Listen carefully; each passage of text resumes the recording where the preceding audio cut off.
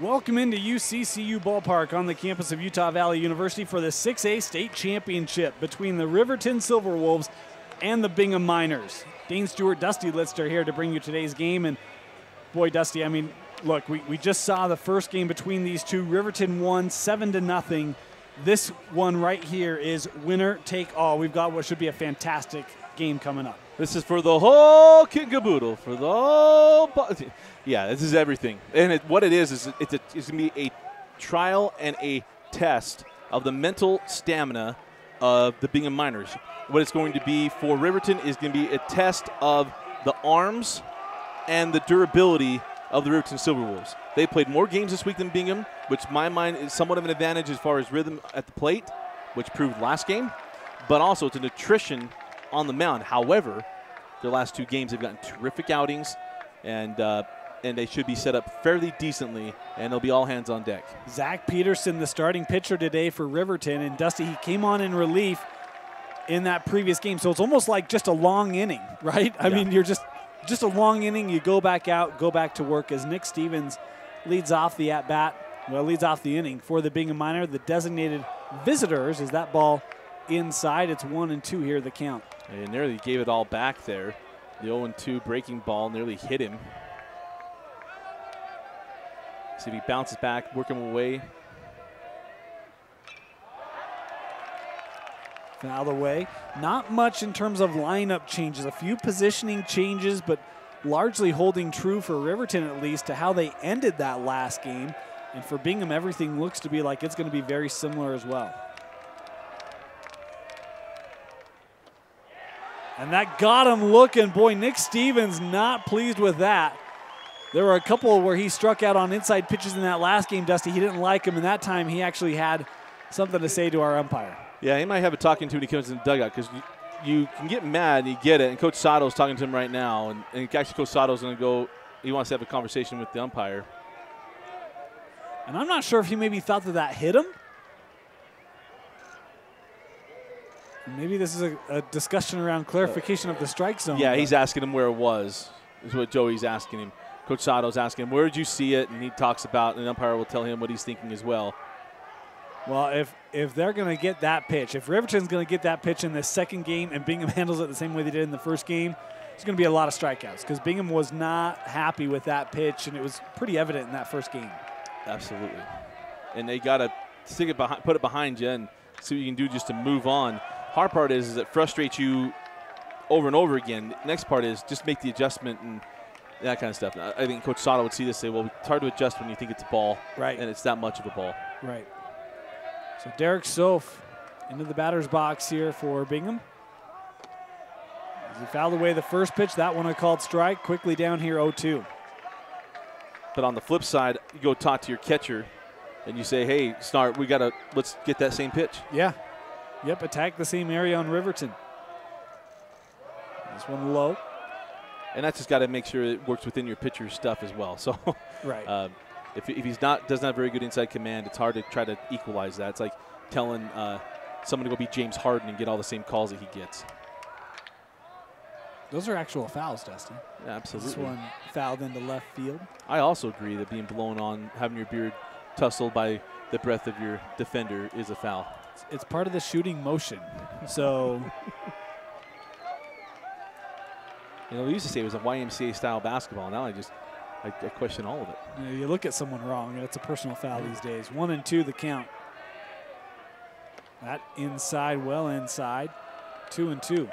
It'll be interesting for Peterson. It was hard for him to get in a rhythm, and it's tough when you come in the middle of a game. And not only that, you're just trying to cinch it down. And now it's important for him in this one. This is his. He's starting from the windup. He should be much more settled into this one. Fouled away here again by Soph, who's showing a nice battle here in his first at-bat.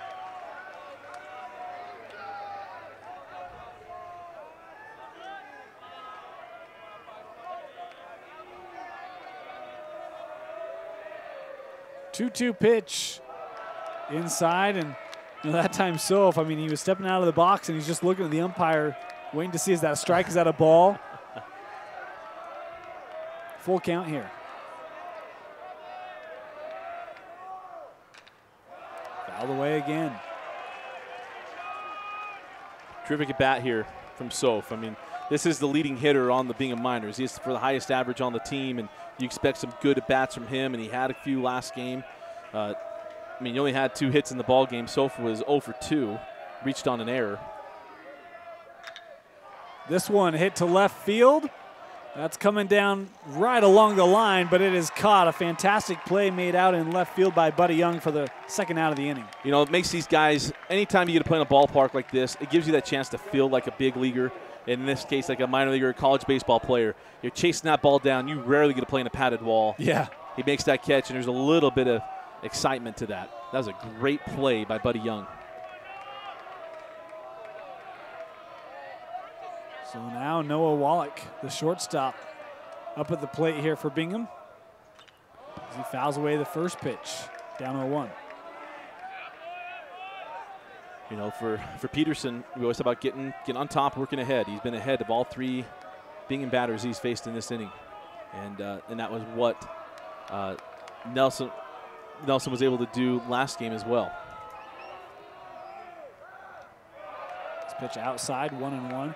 And one of the interesting things, Dusty, and one of the things I've picked up from you this week is just patience at the plate, how important that is. And we saw Bingham in that first game and a little bit here. I mean, I know Soph didn't do this, but going after stuff early on, trying to be aggressive at the plate, and didn't necessarily help them in that first one. As this one hits Wallach, he'll head to first. Yeah, and Peterson saying, hey, chicken wing that ball. And the thing is that if they felt like he went after it, then it's not a hit batsman, but very rarely does that get called. So Wallach now on first as Nick Burdett comes to the plate here with 2 outs. What was interesting last game, you had 3 hit batsmen, and I think there were like 3 walks on top of that. So it's kind of a surprise that you equalized both of those. Yeah. Doesn't happen very often.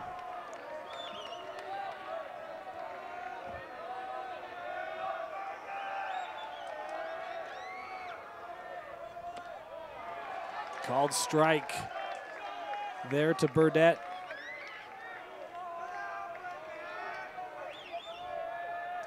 Yeah, these first couple innings are huge for both these teams, especially for Bingham. Throw over to first, and Wallach back in safely. I mean, even just getting 1 run, I mean, it just feels like something, you know, not much time between games. So important to get just a taste of something early.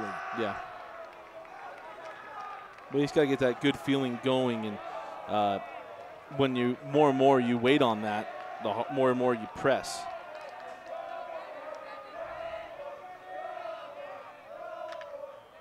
Burdett, boy, that just beyond the glove of the first baseman, but a nice cover there by Peterson for the 3rd out of the inning.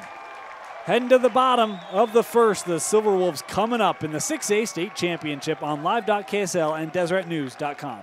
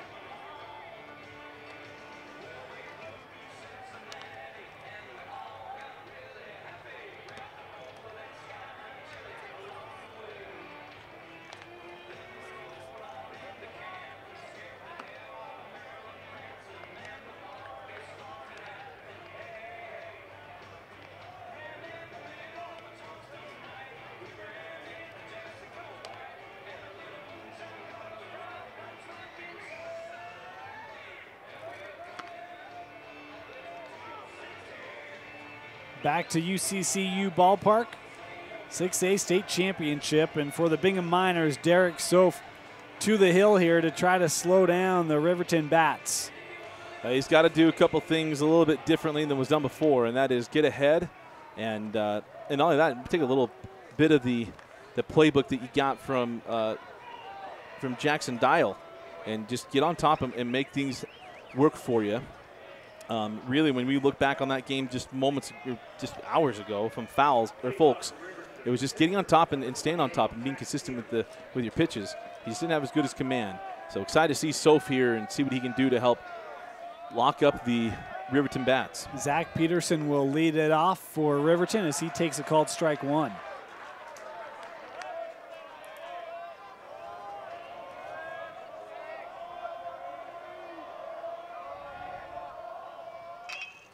Peterson able to send that to short. Nice job scooping it up. The throw in time, and there's one away here in the bottom of the first. That goes a long way. A long way for Bingham. Now, granted, I mean, we talked about the great game that Riverton had. I mean, it was much like their previous games. They got on them earlier in certain innings. They score in bunches, and they kind of taper off, which is somewhat normal. But right now, it's just getting on top and making things happen for Bingham so they can get maybe a 1-run or 2-run lead to help get their confidence up. Gage Morris fouls back the first pitch here from Soph. But as we mentioned so many times in the last game, the 1 through 5, actually 1 through 6, you got to find ways to pitch around these guys. This one softly hit back to Soph. Able to make the play over to Burdett, and there's 2 quick outs here on Riverton. It's nice response by Bingham in the field here in the bottom of the first. Absolutely. Got to pitch him to contact, keep the ball off the barrel of the bat, and good things happen for you. Well, and quick outs too, Dusty. We're not seeing, Soph isn't having to give a lot of pitches here. Riverton being aggressive at the plate and being able to get quick outs here.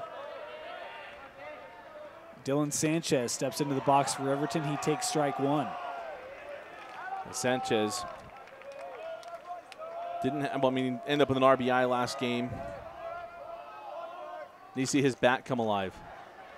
Another little drifter, and Soph not able to pick that one up, and Sanchez able to run it out at first.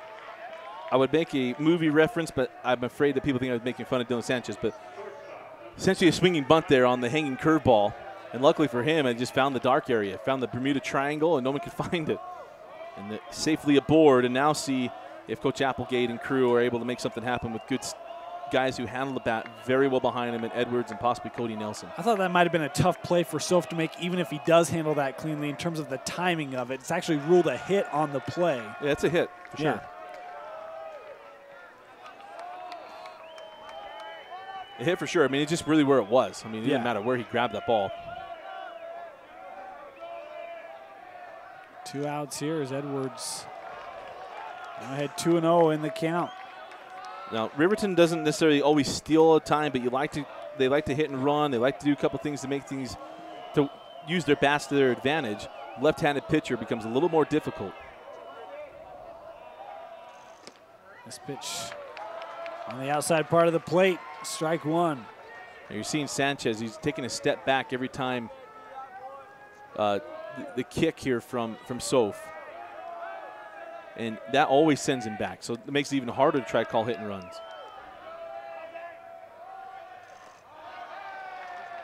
Pitch low inside. 3-1 the count.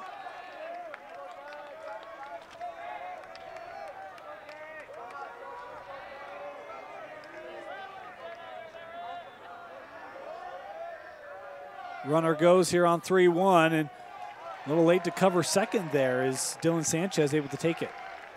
Yeah, they were just giving that bag up. Don't worry about it. Don't air mail it. We're going to take care of him at the plate. Full count here on Edwards. He swings this one, hit up the middle. Nice play. The throw. Edwards slides, but they got him. Fantastic job by Joey Dixon, able to get that over for the 3rd out of the inning.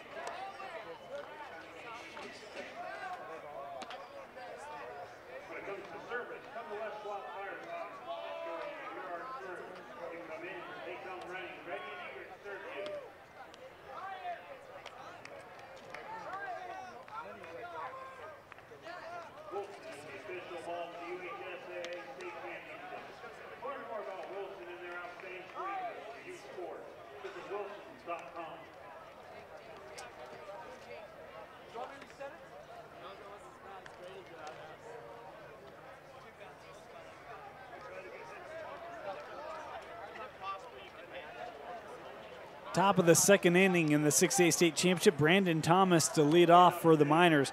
But Dusty, how about the play by Joey Dixon at second to end the first? Oh my goodness, and we've had 2 second basemen make outstanding plays to close out those innings, but he does go Derek Jeter on that one. Going toward the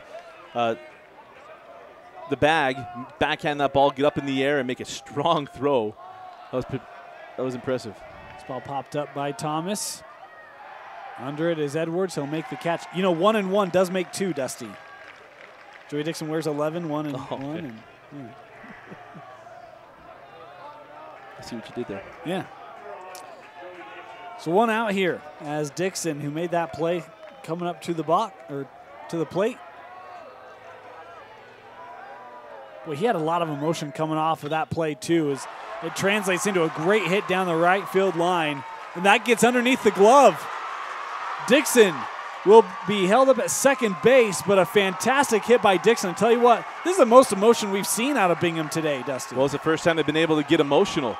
And not only that, you're feeling emotional about everything else, and you're still frustrated about the loss. So this is something for them to rally around, and a terrific job. Dixon makes that great play and start off with I would go a single with an E9 with that ball going underneath his glove.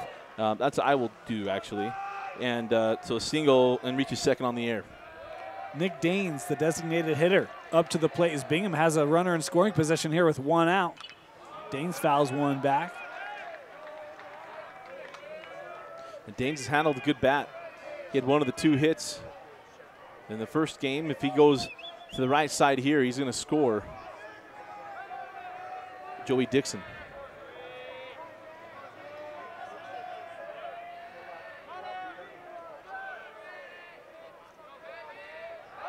Peterson looks back to second there.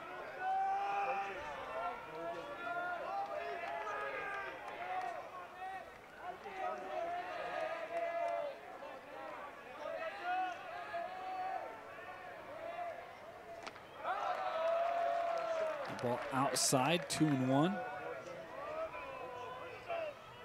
1 and 1, sorry.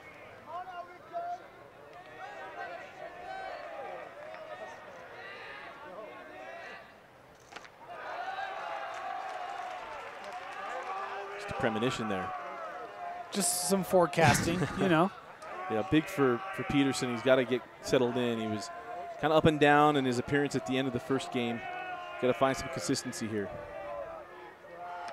Swung through. Big swing there from Daines. Nice pitch from Peterson.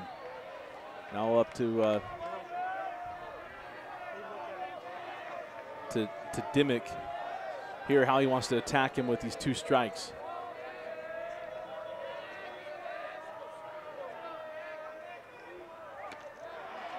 Love the idea. Outer portion, but off the plate, count now full. Love the idea, and he hit the glove too. So he was trying to see if he can get him to chase it because he just swung through that low and away fastball. Thought maybe get him panicked and chasing that. So maybe go backdoor breaking ball here, or you just got to locate a fastball, make him swing it. And boy, Daines, that one maybe a bit off the plate, Dustin, but he went after it, and he's down on swinging strikes. Well off the plate, and he's mad at himself because he hadn't allowed himself to go after that before. He's thinking curveball. The only reason he's going after a ball that's starting out of part of the plate, either 1, he presses, or 2, he thought it was going to come back in, and it doesn't. And he just ends up chasing a bad pitch. Either way, Peterson able to get him on what would have been ball 3. And a big out there for Peterson, as now there's 2 away with Dixon on second base. As Snar up to the plate. He sends one to center, and that caught on the run by Gage Morris, and the inning retired. Well, top of it retired. To the bottom of the second we go in the 6A state championship.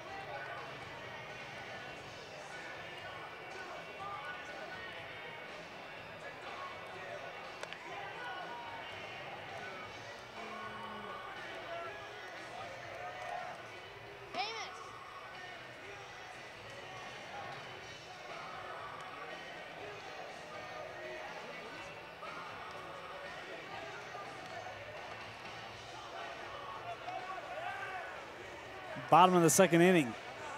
Riverton coming up to the plate. Both teams with one hit here as Cody Nelson will lead off the bottom of the inning. The second inning in that first game was when Riverton scored their first run. Next couple of innings, Dusty, to your point, scored in bunches, built up that lead, and no looking back. Can they do something similar here early on in this one as a first pitch taken by Nelson for a strike? And Soph's got it working. I mean, if you take the first inning and what he was able to do, he starts off there with that breaking ball, giving Cody Nelson a little taste of his own medicine. Inside pitch there, count 0-2. Let's see if he goes low and away to try to get strike three or just make it enticing here. This one's sent to left. That'll get down, and it's a leadoff single for Cody Nelson. That one bobbled a little bit in left, but Bingham able to get it back in quickly. And Dusty, the leadoff hits, they were big in that earlier game, and a big one there by Nelson. Well, absolutely. And you see when we talk about just hit it where it's pitched, Cody Nelson doesn't care. It's down 0-2. You want to work him away. That ball caught a little more of the plate than what Soph would like, and that's what allows him just to drive that ball the other way and now start something up for Riverton. Parker Applegate, who had a great game earlier today, coming up to the plate here with a man on, no out. They're going to move Parker around, too. He batted left-handed, a switch hitter.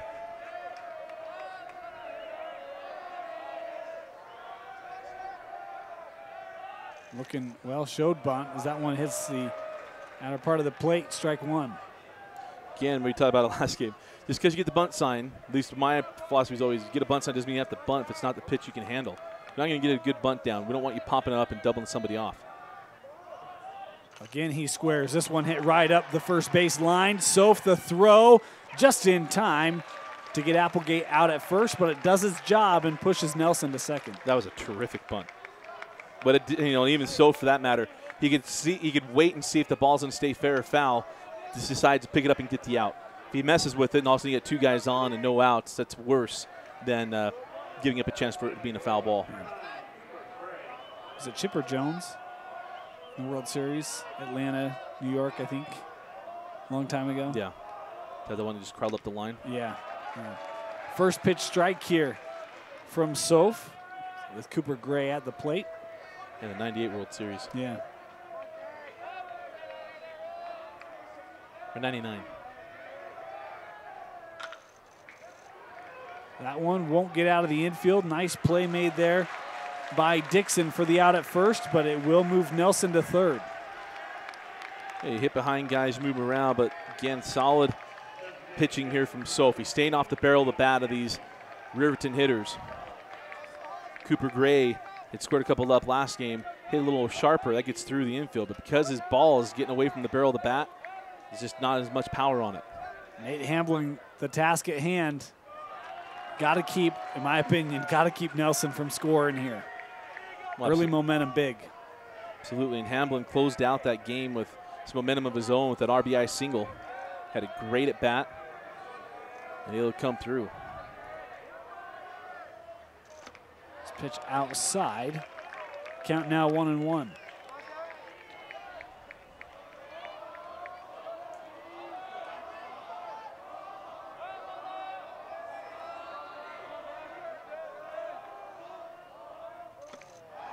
Hamblin takes a big swing there. Couldn't catch up to it. Yeah, his eyes were a little big on that one. That was ball two, and he chased it. So I come right back, elevate something out on the outside part of the plate, see if you get him again. And maybe they might bust him in. This one fouled away by Hamblin.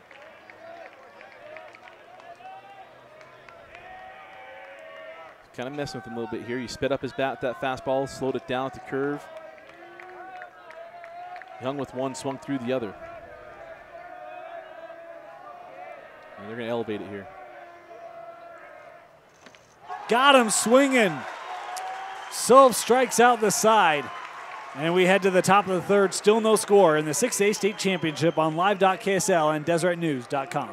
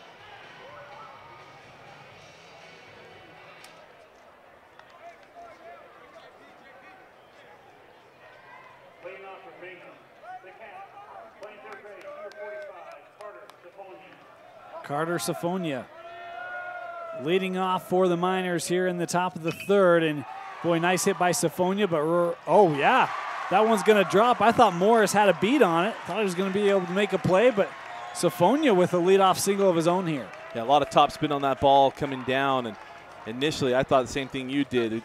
He had a beat on it, gonna be able to pull that one in, but Gage wisely holds up and just took it off the hop. Something Bingham did not have a lot of in that early game is a leadoff runner on. Can they capitalize? Showing bunt here. This one laid down at the third base line. One-handed to second. And what a play by Zach Peterson. No glove needed, Dusty. That is a shortstop playing pitcher. So confident in himself. He's done that a million times in his life. And he just stabbed that thing and threw the pill with some heat on it. Get that out at second base. Man, that is it's a great play. I would never have the ability to do that. So for me, it's like out of this world. Like I can't even believe he'd think to do that. But to your point, normally a shortstop when he's not pitching, and fantastic from the mound as he goes to first and get back in there with Stevens. There was a pitcher for Box Elder 11 years, well, let's see now, 12 years ago. Jordan Brinkerhoff played short and pitched. This reminds me so much of Peterson. Good at the plate and able to do so many things. Played some college baseball. Very, very good ball player up there for Coach Hollingsworth back in the day at Box Elder. Soph at the plate. Getting the throw to first. Stevens in okay.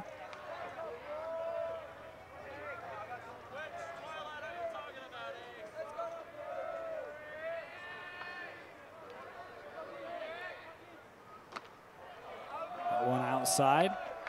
Dimmick tried to bring it back over the plate, but the count now 2-0. Yeah, just missed on that one. 2-0, and now I wonder if Coach Rasmussen gets things moving here. Go hit and run. Soph can hit the ball the other way.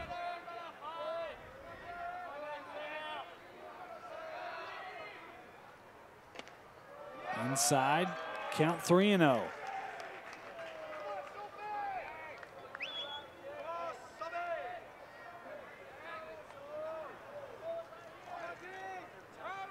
You got to come all the way back here if you're Peterson, and if you're Soph, obviously probably taking on 3-0. And see if he gets a green light on 3-1 if Peterson's able to locate this.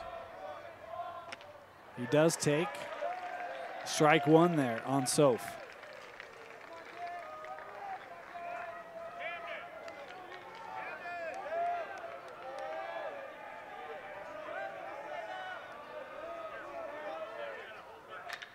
Swinging here, and that one's into left. Nice hit by Soph, the single. And with one out, men on first and second here for Bingham with Noah Wallet coming up. Well, one positive here, and this isn't meant as any slide at all, more hits in this game through 2 innings than you had, or pardon me, 3 innings than you did all of last game. So you're seeing that, you know, just game to game. Baseball's a funky thing. You're only as good as your last game and as your last pitcher and all that kind of stuff, these fun little sayings, but it's absolutely true. It just changes so often, and great piece of hitting there by Soph. Tyler Kemp, the new runner at first base for Bingham with one away.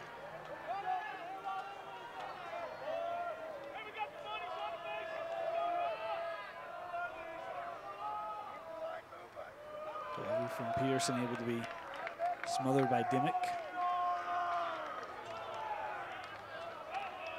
Now we're going to get a time taken. Is Coach Applegate going to come out and have a chat with his pitcher? And I think a good move here for Riverton. Yeah, I just mentioned that Peterson was laboring a little bit at the end of that game, and he was having a hard time locating his pitches consistently, and it's carried over. Thought maybe he'd settle down a little bit, and it seemed like, let's see, he had his way through it in the second inning, and here now he's really got to locate it. Not sure the depth available of pitching for Riverton in this one. I mean, obviously, no need to hold anyone. This is the last game of the year, regardless of outcome. But with pitch counts in previous games, always a bit of a chess match when you're coming out of that one-loss bracket to try to get healthy arms ready for a game of this caliber.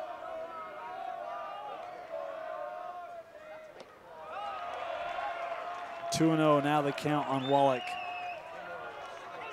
He's got to come back here. Speaking of Peterson, yeah, I know you got Will Stead. I saw him pitch against Copper Hills. I don't know how many pitches we had on Edwards on Wednesday night to see if he could even appear in this game as the count now goes 3-0. So for Coach Applegate, you're interested to see what that staff looks like. Butterfield walking out right now for Riverton to start warming up.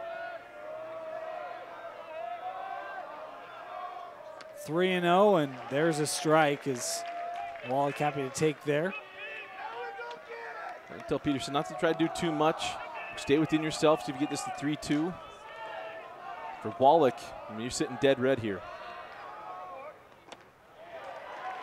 In for strike two. A couple of nice pitches there by Peterson.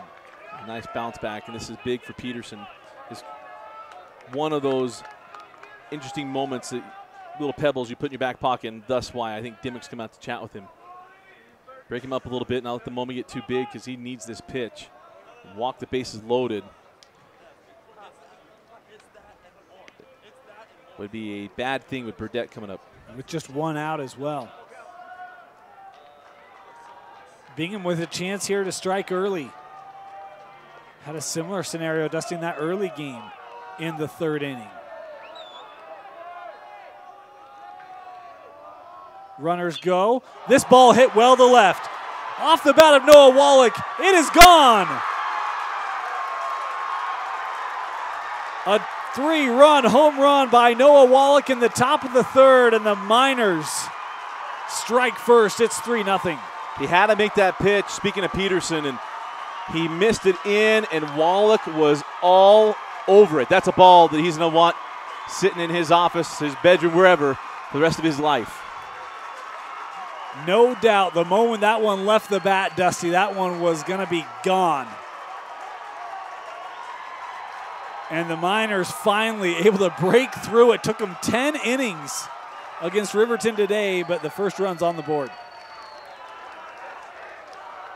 See how Peterson responds now that Riverton's down 3-0 in the third inning.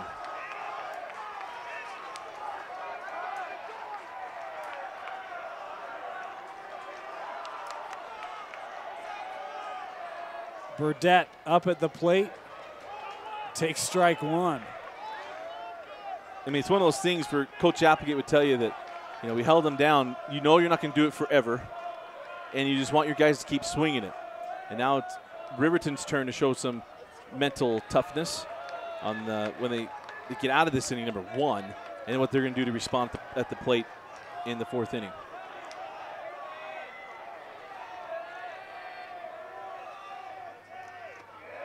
We had 1-1 here. We do. It's 1 ball, 1 strike. Oh, probably 2-1.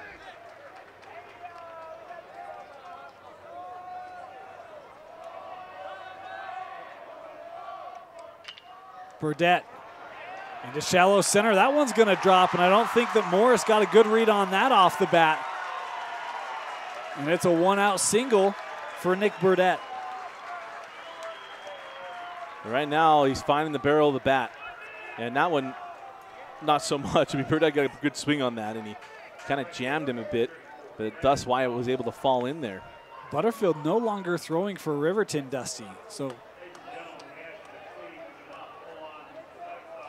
no one thrown. Going to be interesting here is Coach Applegate appearing to just let Peterson try to work through this. He's coming up to the plate now will be Brandon Thomas, the right fielder for Bingham. Thomas flew out to second last inning. Showing bunt, that one just dropped foul. You know, remember in this game, I mean, you had the great play by Peterson coming off the mound and making a strong throw to second base on Nick Stevens' bunt. You know, some of that stuff, it just gets these guys singing. And we've seen Coach Sato decide he's going to shorten things up and try to move guys station to station. Saw Thomas turn square to bunt. And just seeing the ball come off the bat always helps you relocate it.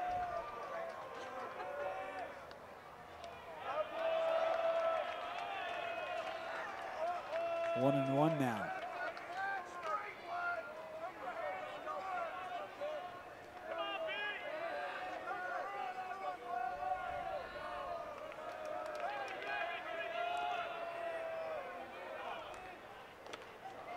pitch in there for a strike. Nice pitch by Peterson. Big at bat here for Brandon Thomas. I mean, he went down looking, went down swinging, flew out and grounded out. And he's got to see if he can get something positive here. This one hit right to second. And, oh boy, thought we were going to get the punch out, but Thomas able to beat it out. Nice job of hustling down to prevent the double play. Yeah, that's just terrific hustle there by Thomas. And a little bit of a bobble there out of the glove of Cooper Gray. Didn't get out as cleanly as he'd like to. And, you know, Ryan Edwards tried to get one over there, but just not in time. Yeah, when it's that close, Dusty, I mean, those bobbles are enough to slow it up. Could have been out. Instead, it's going to be Joey Dixon up at the plate.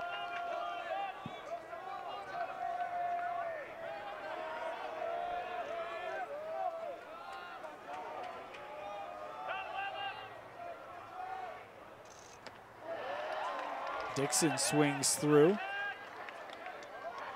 That was probably one of the better breaking balls that Peterson's thrown, maybe since the first inning when he got the strikeout on Stevens.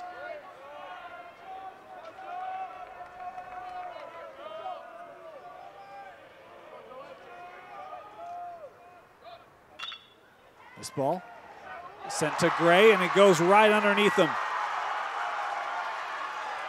Thomas to third, the play to second, Dixon in safely.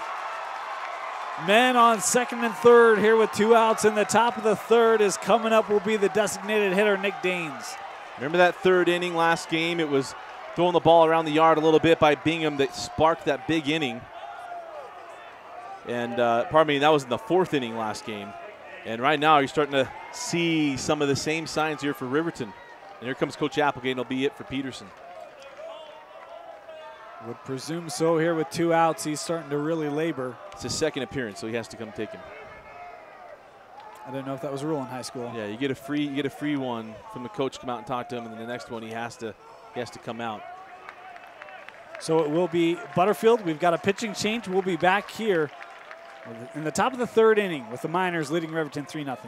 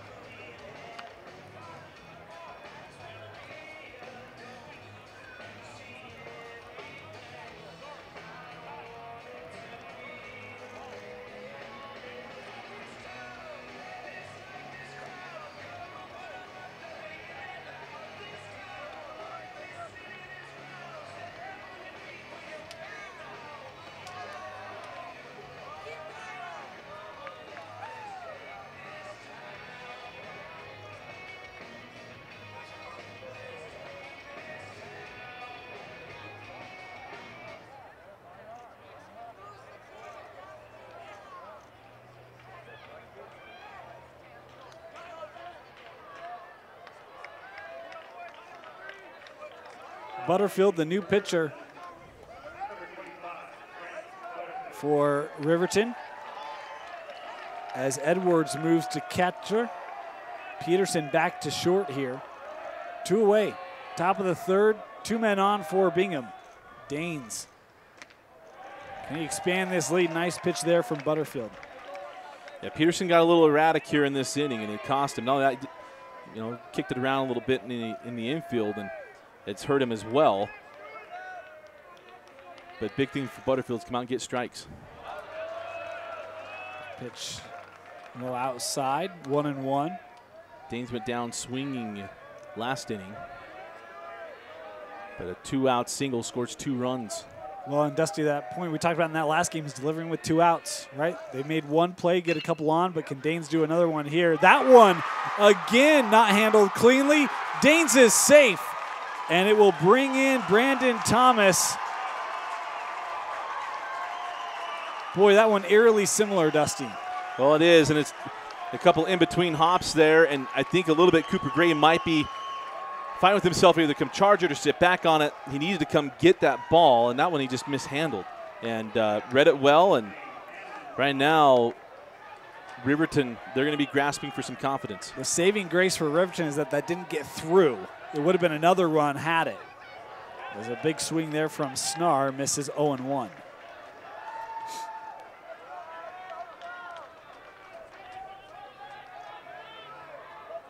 Runners at the corners here with 2 outs.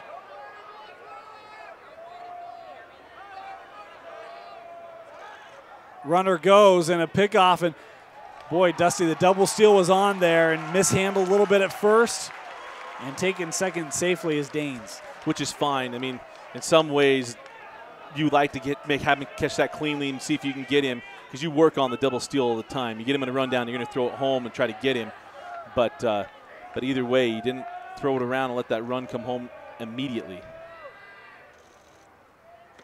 Butterfield, nice break on that pitch, but not in the strike zone. 2-0. Riverton, I've said the saying a couple times. You got to put a 10 on the circus. My good friend Jeff Cisneros always yelled that at us. I think it's 1-1 here. This ball fouled away. Self-inflicted wounds for Riverton, but also here's what you're learning, especially at this level of baseball: put the ball in play, and anything can happen. Yeah. You don't get on base if you don't walk. Walk you obviously can, but if you put it in play, you can find yourself getting around.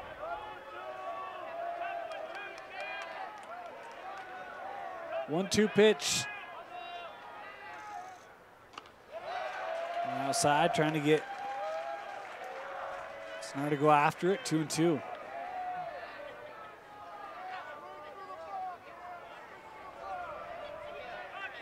Snar wants to come through in the worst way right here. And for Butterfield, I think you still got that breaking ball in play. He's landing it. He's not bouncing it. So see if you keep him off balance here with the breaking ball before you have to come with that fastball. Snar delivers. Dusty, a great hit down the right field line. 2 runs going to come in. Snar digging for second. He'll be in safely. It is a 2 RBI double for Camden Snar. It is 6-0 Miners. Isn't it amazing how much this feels like game 1? Just absolutely crazy how much it feels like it. But the difference is the Miners have put up all 6 runs in 1 inning. Gage Johnson comes in to pinch run for Snar. The catcher coming off. And Dusty, a lot of this damage with 2 outs. 2 outs, and you got to make some plays. At a couple errors that kept this inning alive. And, this actually a little bit like the first inning of the 5A championship game. 2 outs, chance to get out of there without much damage done. It was a 3-run homer. You're like, hey, we can get out of here without much problems. And then you have a couple errors that extended the inning.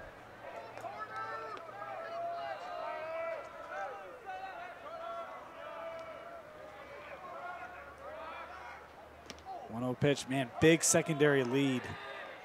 Bingham just anxious to try to bring in more runs. The bats are hot, not going to take it for granted. Let's play them.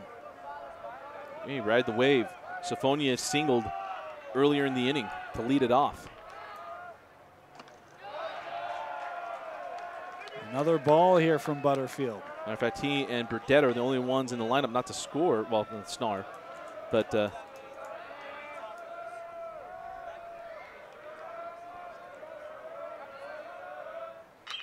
this ball sent to center. Morris tracking, makes the grab, but a big inning for the Miners. The bats come through. They lead 6-0 as we head to the bottom of the third in the 6A state championship on live.ksl and DeseretNews.com.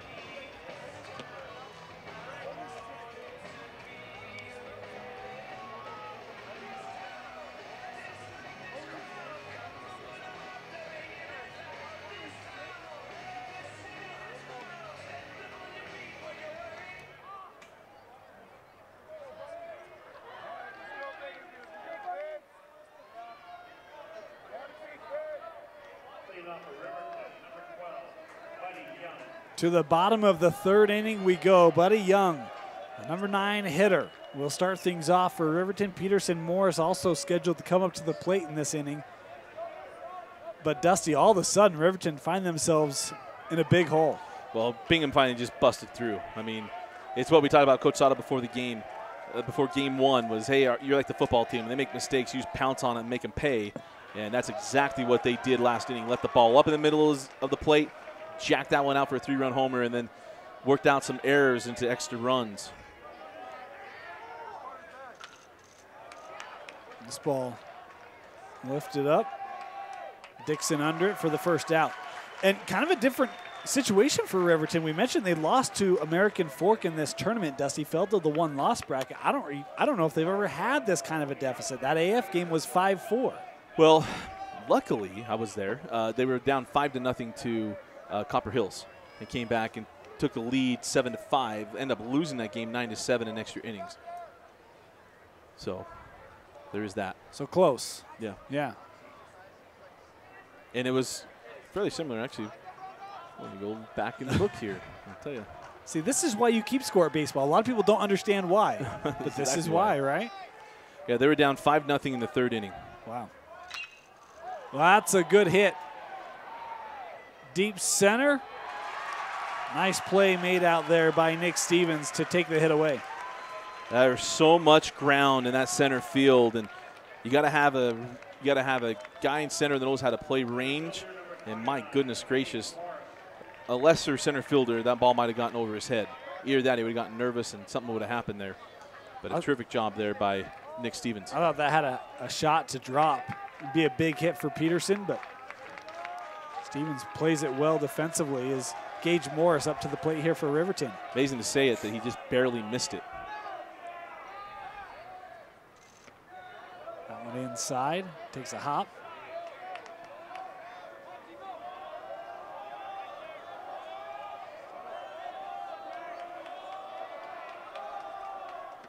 Inside again, 2-0. That is the Bingham strike 3 ball right there. That was very, very close to it. I only say that because it was the exact same reaction that we've had from some of the Bingham hitters. Yeah. That one low, 3-0 the count here on Morris. And if you're Riverton, hey, just get on base. Yeah, you want to extend this inning, absolutely. Extend the inning. Got Sanchez, Edwards, Nelson coming up behind you, and then now Applegate's been money too. 3-0 pitch outside, and it's a 4-pitch walk for Gage Morris. He's on first. There comes Dylan Sanchez. It's been a quiet couple of days for Dylan. I mean, he's done some damage, but none of which is the stuff that you expect from him. Someone batting over 450 on the season. I mean, the other night he did have an RBI single to the right side. After that, flew out, walked. And then in the first game, a little bit more of the same. Sacrifice fly and then did not reach the base. This pitch on the outside part of the plate, 0-1 the count here on Dylan.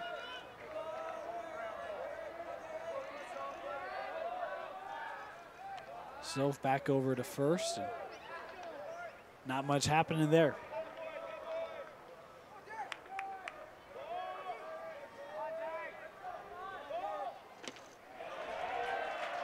There's a strike. Dusty was one of those where Sanchez looked like, I should probably defend that. Well, got in on him, and he didn't want to get jammed. So sometimes it's just as well to take the pitch if you can get a ball on it. 0-2 here. They fight that one off foul. And that's one of those things that you get 3 strikes for a reason. Just because it's going to be a strike doesn't mean you got to swing at it either. And it just wasn't in the spot. You can tell he just didn't have the timing on it. See if it works out. And if not, so go backdoor breaking ball here, see if you get him to chase.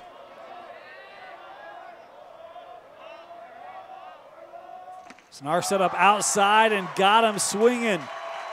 Sove strikes out the side. We head to the 4th with the Miners leading in the 6A state championship 6-0.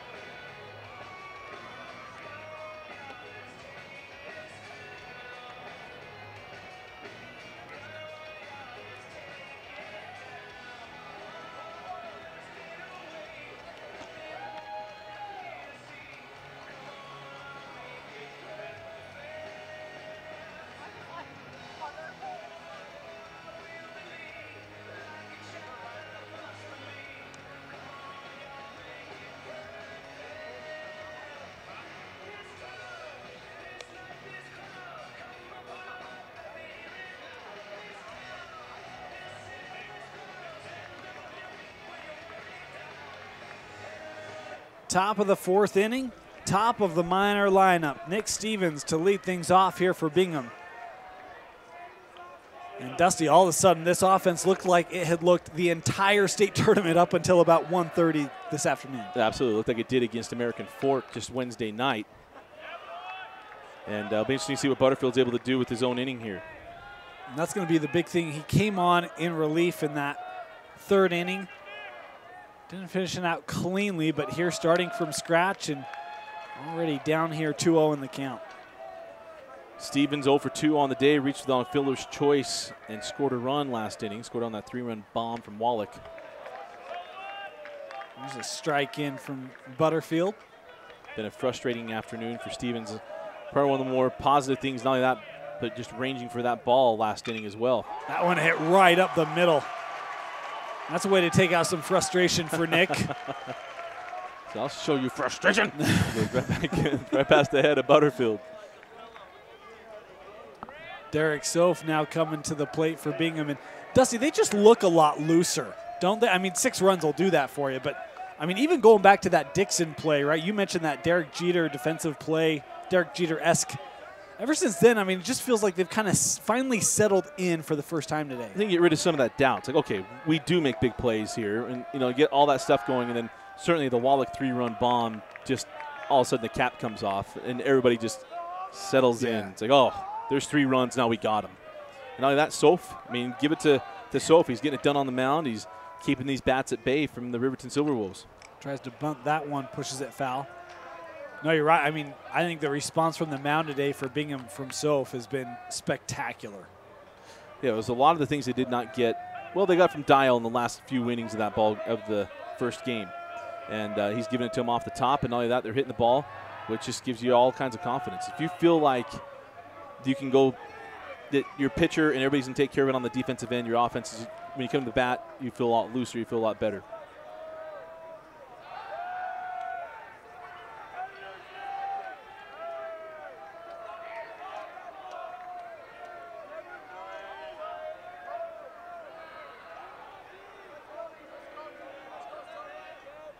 Butterfield's been worrying over there at first. Several throws over to first just to check on Stevens. Well, they feel a hit and run coming on. You see the bunt attempt earlier from Soph. There it is, a pitch out. And that time, Edwards electing not to. Oh, do we have a balk? Yeah, they called a balk before. That's why he didn't throw it.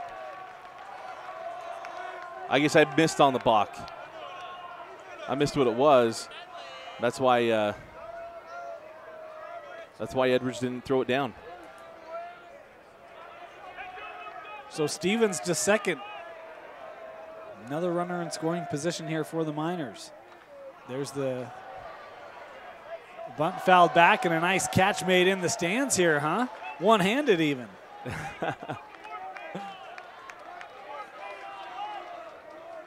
That's one of those weird ones. You do something like that, you don't know if you should smile, you don't know if you look tough. You choose to look tough, and then people make fun of you. Right. But he just got it. And the kicker is he has to return that ball. He can't even keep it. I ain't getting snow cones from this. I'll take a cherry. Grape, cherry, both favorites. 2-2 pitch. Swung through, and Soph goes down on strikes. Nice pitch there by Butterfield. He needed that. He absolutely needed that. And now he's got to deal with Wallach, who's walking up there with a whole ton of confidence. Wouldn't be surprised to see him do the Willie Mays Hayes before the first pitch movement up here, is how confident he feels going to the plate.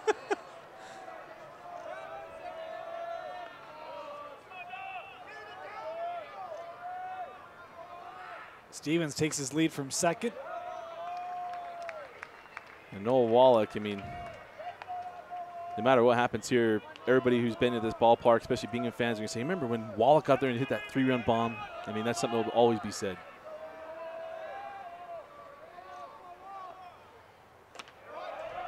Pitch high, 2-0 the count. Butterfield doesn't mess around here. You got Burdett sitting up behind him. And Burdett's seeing the ball really, really well today. Thomas Dixon as well. called strike there from Butterfield. 2-1. 2-1. Expect another fastball here. See if Wallach will just stay with it. Push it the other way. He scores a run if this ball goes to the right side.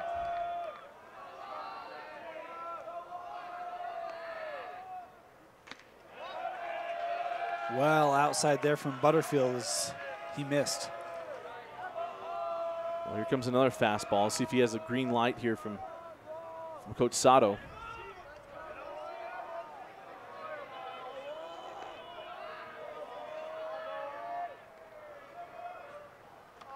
High, and Wallach will walk down to first. You never like to do this. All intents and purposes, you're just fine.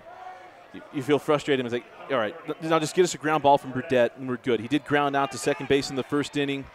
You need a Gray to put the last inning behind him and get a double play out of this thing.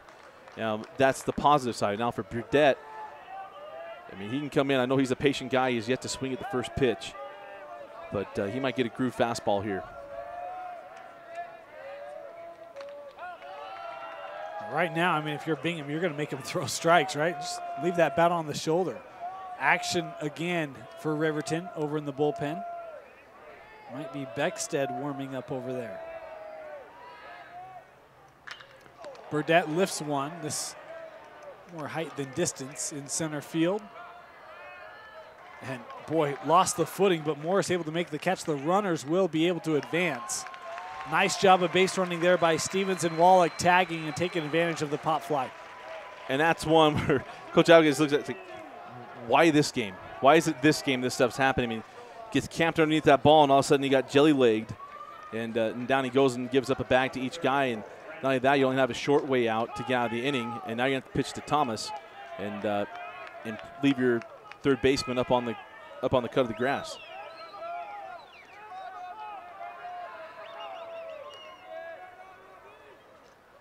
Two away here.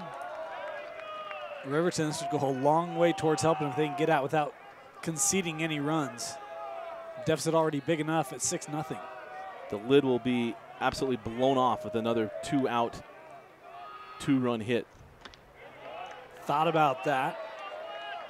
Thomas elected not to go after it. It is a strike, 1-1. It was Camden Snar last inning that came through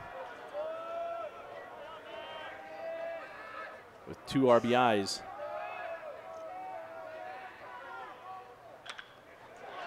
This ball to right, that's going to drop. This inning, it's Brandon Thomas coming through. You mentioned it, Dusty, almost, 2 RBI double there for the right fielder. It is 8-0 Bingham. And the hard part is it's a good pitch there by Butterfield, and it was just better hitting by Brandon Thomas. Stayed inside that ball, didn't try to do too much to it. Didn't hit it square, but got enough on it, and that's a tough spot. Dylan Sanchez, no chance in the world he's getting that ball. And a 2-run double for Brandon Thomas as the hits keep coming for Bingham in game number 2. The only prayer is that drifts foul, and he's a good 5 feet or so from doing so.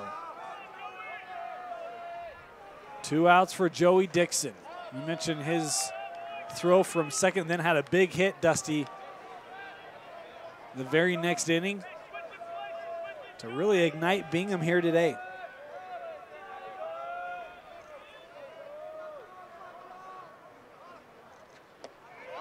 Really, it was their first chance to show emotion, and it was such a terrific play by Dixon, and it was the first chance that Bingham gets something out of their system and start feeling like, all right, we're good.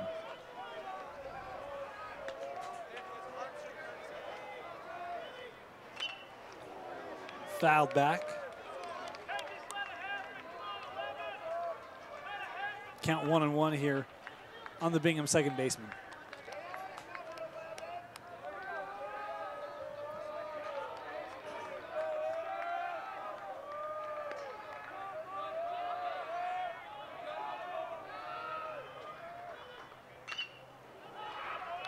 This one line foul.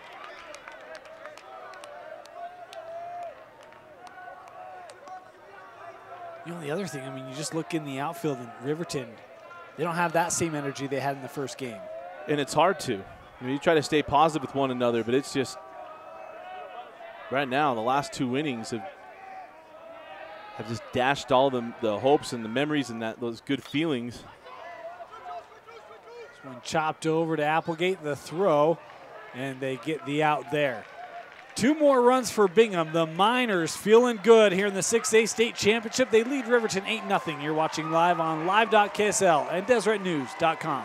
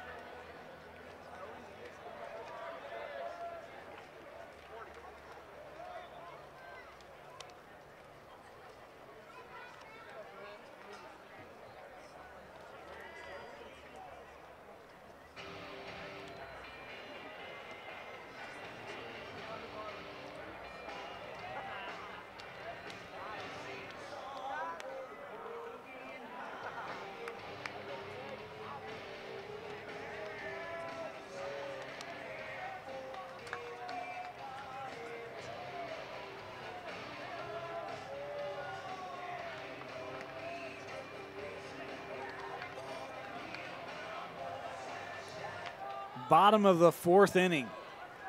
An 8-0 run, or an 8-0 deficit for Riverton to try to work back from. Ryan Edwards will lead off the inning with Cody Nelson on deck. And let's say there's no time like the present to start chipping away. Has to start somewhere, and it's got to start soon. Derek Soph has been fantastic. We talked about the Bingham bats coming alive, but man, his performance today from the hill has been great. Just 2 hits for Riverton in the first 3 innings. Just flip the script. I mean, that's really what we're seeing right now. And it's come back to Riverton to work themselves into good counts, not get too antsy here on Soph. And tell you what, Soph has been, I mean, we talked about, you mentioned last inning that that was the play at second base, but Derek Soph is the difference. He's the absolute difference. You got more calm pitching for Bingham. Riverton's been a little erratic, and that really does. It changes so much.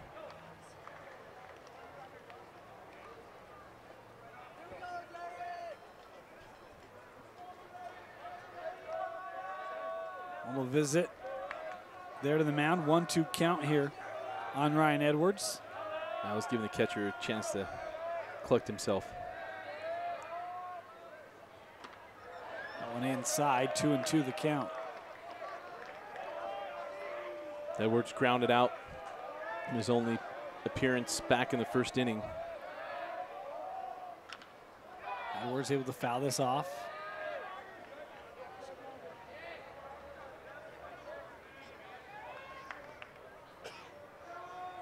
It's a tough thing to go through what Riverton's gone through. You lose that game, you got to work all the way through the week. You get all the way here, you win that first one, and man, you're flying high. And what's amazing is how fast that descent is.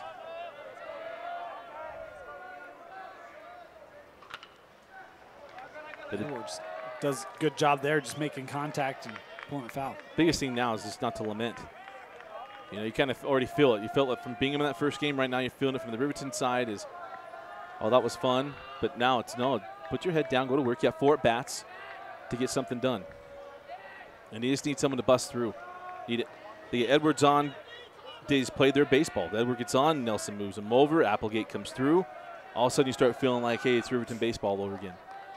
All those 3 coming up this inning. Is this one hit to short? Handled well, and the first out on the throw from Wallach, 1 away.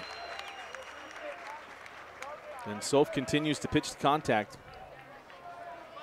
He's done a terrific job at doing that. He has 2 strikeouts.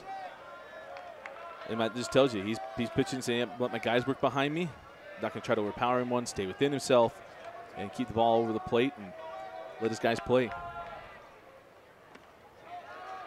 First pitch strike there from Soph. A couple of Riverton cheers didn't like that one. Bingham saying, yeah, Welcome to game one.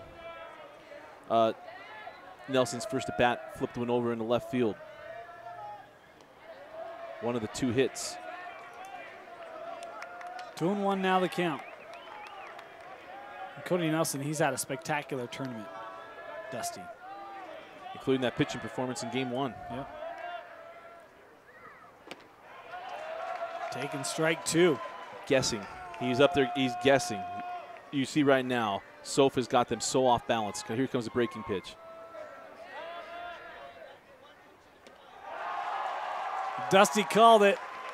Second out as Cody Nelson goes down. When you groove a fastball and you go, oh no, and he's looking and he kind of does one of those little deep breath things, you know you've got him. Because now he's going to go, he's going to try to blow by me again. And you're like, no, I'm just going to pull the string on it. We're going to turn it over, and there he goes. Parker Applegate to the plate. 2 outs here in the bottom of the 4th, and there's strike 1. Now, Soph is dealing right now. He is in the rhythm, Dusty. Strike 2. Parker handles a good bat here. See if he battles it up. Just shorten up. See if he can get the inning started for his Silver Wolves. 3 strikes on 3 pitches. Parker Applegate goes down swinging. We head to the top of the 5th with the Miners leading 8-0.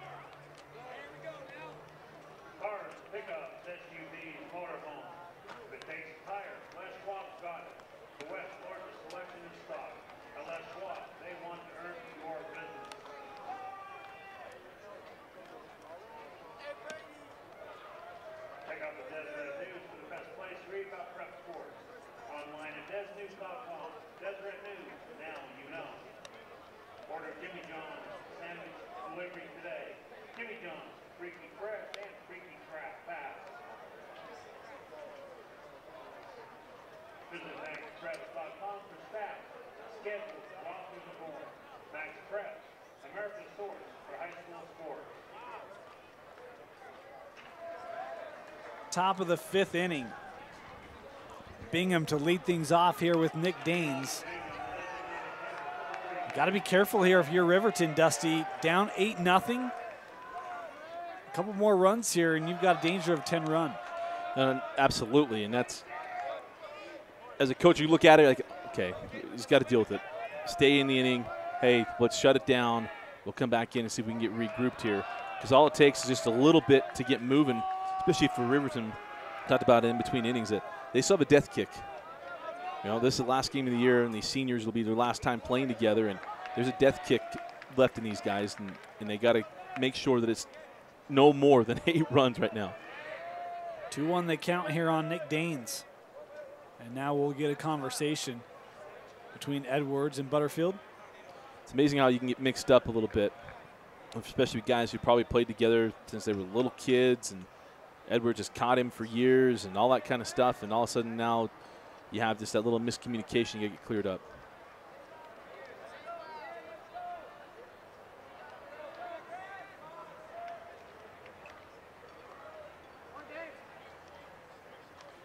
And now we've got a bit of a potential personnel issue going on. Well, they subbed into right field, and Sanchez isn't out in right field right now.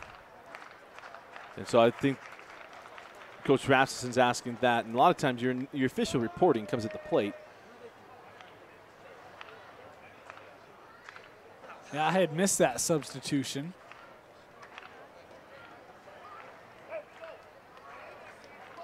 Looks like it's Curtis now in right field. Here's the tough part. That's why they got mixed up. Butterfield's a sophomore. And coming into the day, only 2 appearances on the year. This according to what's reported.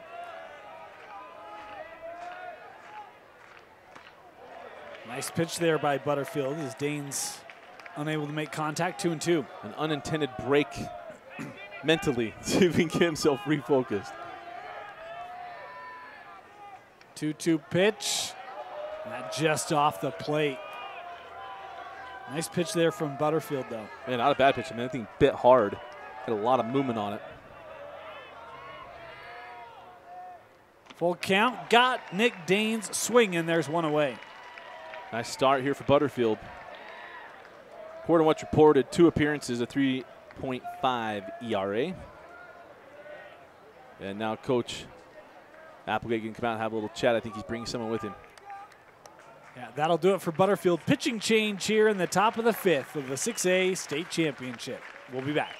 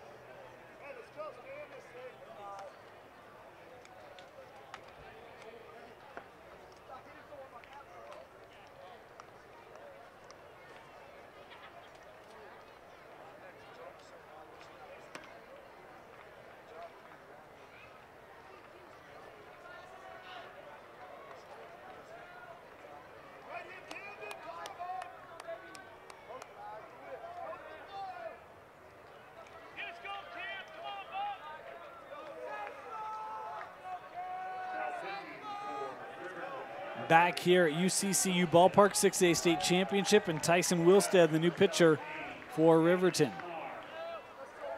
As Camden Snar up at the plate, and Snar, Dusty, has come through today for Bingham. Absolutely, had a 2-run double last inning. 2-out, 2-run double. He swings through the first pitch from Wilstead, strike 1. Saw Wilstead earlier this year in their game against Copper Hills. And he ran into a very motivated Grizzly lineup that day. It was the 3rd inning that was his undoing. But before then, he had been pitching very, very well. Pitch outside. Ball 1.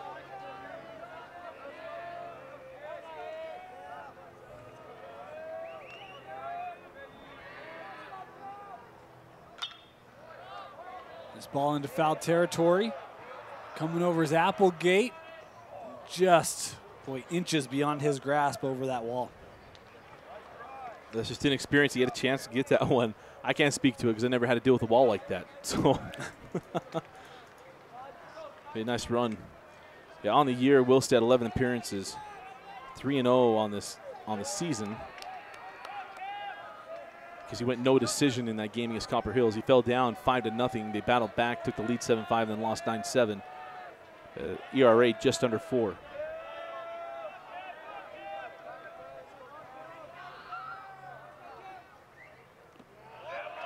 Pitch low. 2-2 now the count on Camden Snar. Biggest thing here is to see if you can get yourself in order so you're not having to deal with the top of the order with guys on base. That's really what Wilson's got to figure out right now, just get out of this at bat. Snar to center. And that's going to drop. Again, I thought there was more distance on that, Dusty. I'm struggling to read things. Well, I think the sun's setting just right over the top of it. As you saw running in from center field, Gage Morris.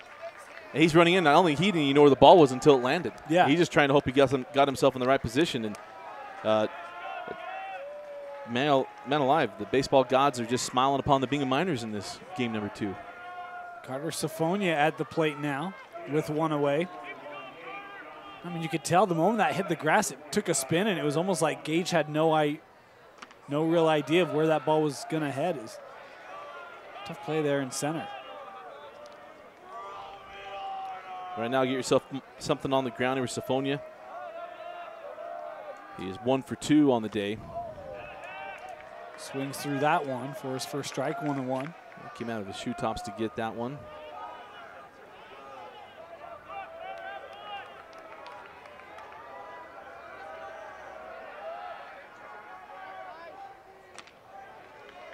Pitch inside on Safonia.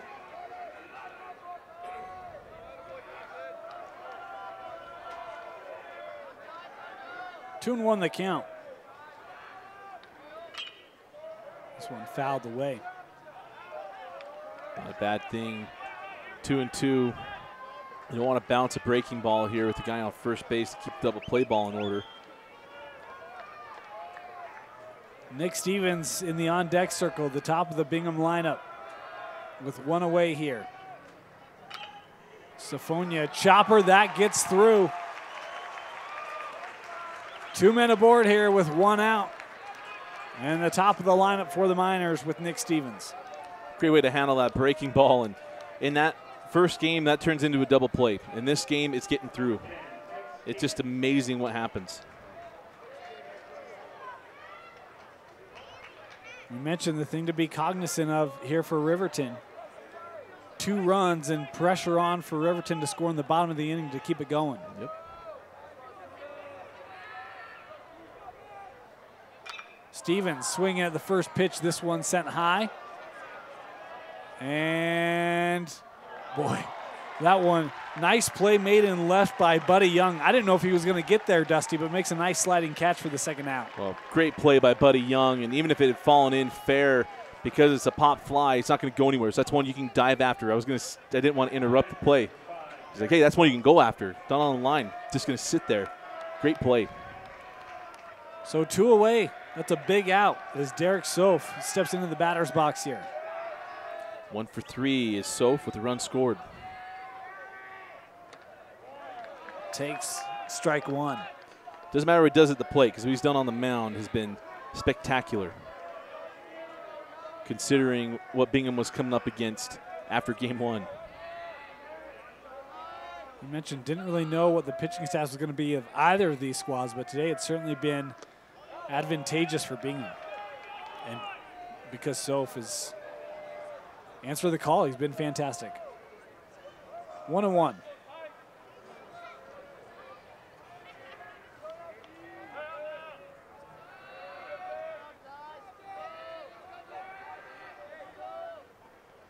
Soph swings through that one. To a strong secondary lead up there for, is it number 11, Joey Dixon. Something through that he's easily coming in.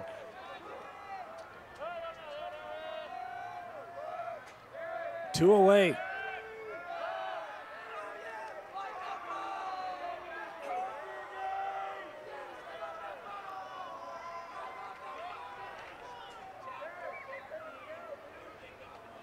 Interestingly, they're playing Soph to pull on the infield, where he can flip it the other way. That pitch low, now 2-2. A big part here for Wilstead is not get too cute and all of a sudden find himself with bases loaded because of a walk. Wallach in the end on deck circle. He's the responsible for 3 of the Bingham runs, all off of the home run to left back in the 3rd. As this pitch inside on Soph, count now full. That was a good pitch from where we were sitting. But now, here it is. This big pitch for Wilstead. You got to make him swing it. And walk the bases loaded. Runners will be going. Soph up the middle. That'll bring around Dixon. 9-0 Bingham. And that's what happens. You work yourself into a fastball must situation, and he's able to sit back and drive it. Took it right back through the box and did not try to do too much with it, which is the MO for Bingham's #1 hitter. Highest batting average on the team, and good for Soph to get an RBI in a game in which he is pitching so masterfully.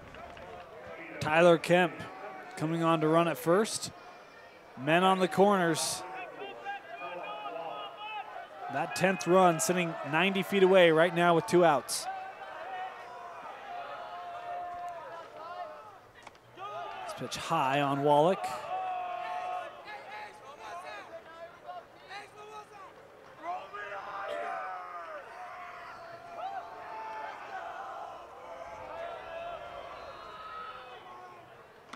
Wallach swung through that one. Nice pitch there from Wilstead. He wanted to have 6 RBIs on the day. Was coming out of that one. 1 for 1, 3-run bomb, 2 runs scored, and 3 RBIs. Or probably 2 RBIs.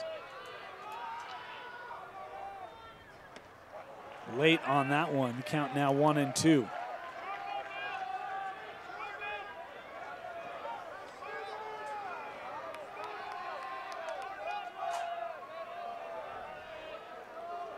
Two, so you can get him a breaking piece here.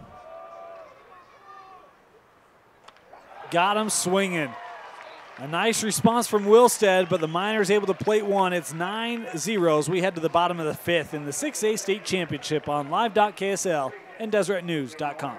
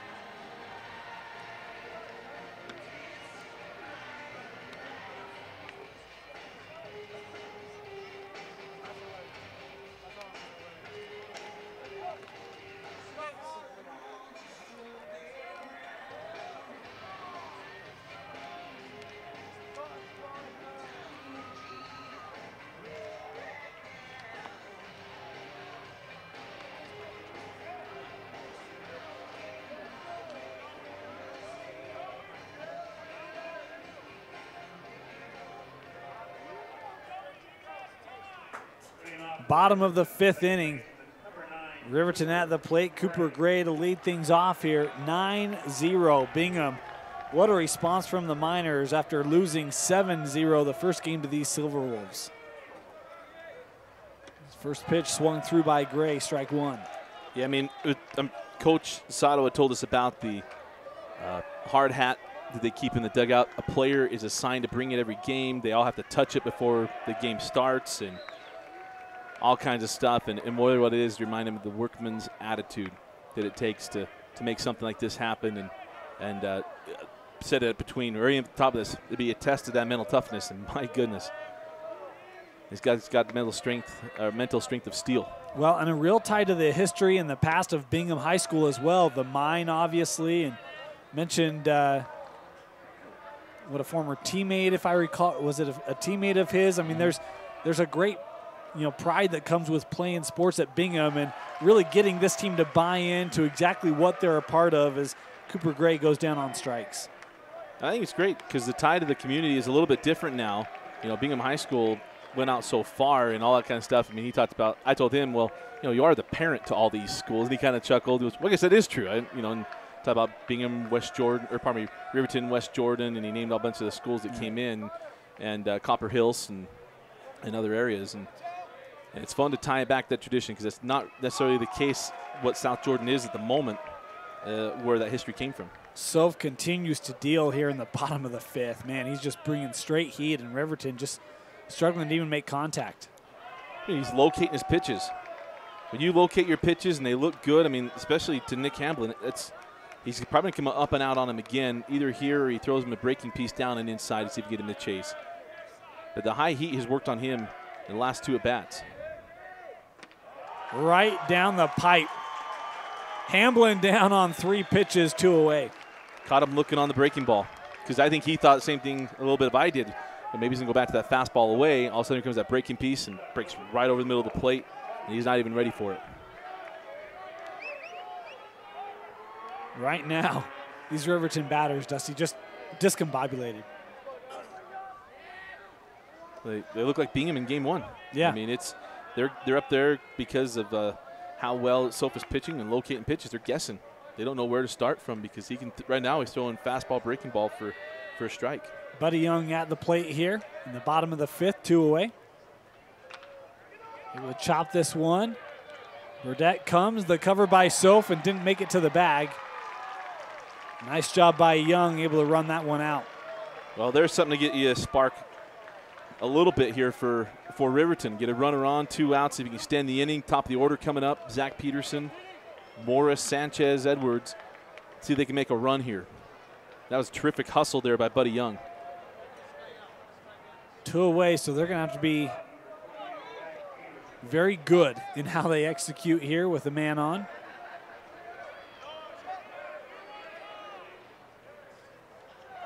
That pitch low. Nice job by Snar, able to keep it there. First base runner since the 3rd inning. It was a 1-2-3 inning. After walking Gage Morris, you got Dylan Sanchez. That was last time working from the stretch. That one inside. Peterson had to kind of hop over that. As long as he stays in the box, he's all good. He's trying to be, I know the feeling, you don't want to turn your ankle on the ball. 2-0 here. Nice pitch from Soph to make it 2-1. And you're hoping to get something straight here. The way Soph's been throwing that breaking ball, you can throw it again.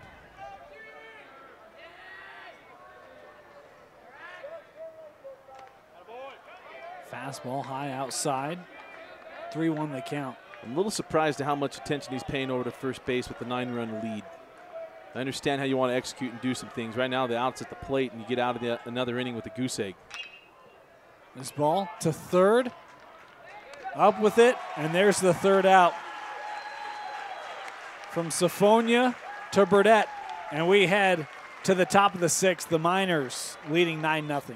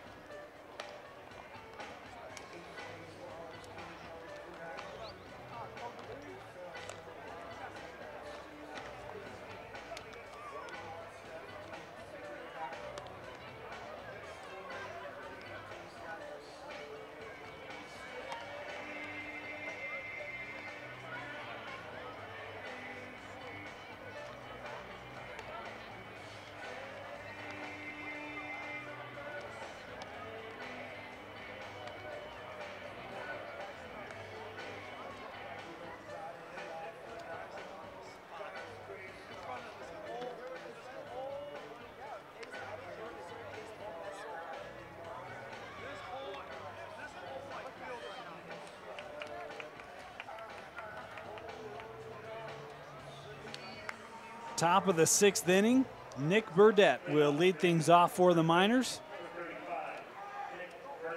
The first baseman. Had a bit of a tough game, and I know that, there were a lot of Bingham Miners that didn't play great in the first one, but he's responded well here in this second one, been sure in the field and at the plate. Burdett was 1 for 2 in the first game, and he's 1 for 3 right now. But Bingham looking at 1 run, and you can see if he can seal this game in the bottom half of the inning. The way that Soph is pitching, there's no reason they couldn't believe they could do that. Going inside 2-0 here, the count on the leadoff man leadoff on the inning, Burdett. Boy, that one, nice hit, but pulls it foul. Out in front of that one. It's all those different things we're talking about, working up, down, in, and out, and also with speed, changing eye level, but not that, changing bat speed as well. 2-1 count here. Burdett. Ball 3.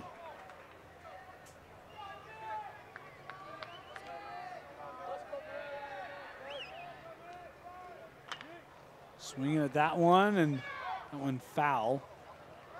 Awfully close to being a fair ball, but I think he'd rather have another opportunity. So question for right now for Ryan Edwards is, do you try to bust him with another fastball because he's not getting around on it, 1, or 2, do you have enough confidence in Wilstead's breaking ball to come inside of that curveball and see if you can get him swinging through it? And you only get to answer that once. Full count here. Tries the heater, that off the plate, and Burdett to first. Yeah, Ryan tried thinking, give him his easiest pitch, which is, obviously should be a fastball, just couldn't locate it. And now Bingham bringing on some speed to see if they can close the game out. It'll be Mathis Clark that comes to run for Burdett.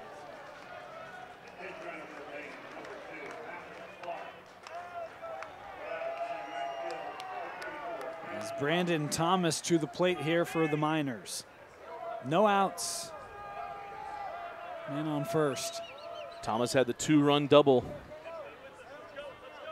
in the 4th inning. Had to feel good to come through there. And gets away from Edwards, able to identify it, keep Clark at first.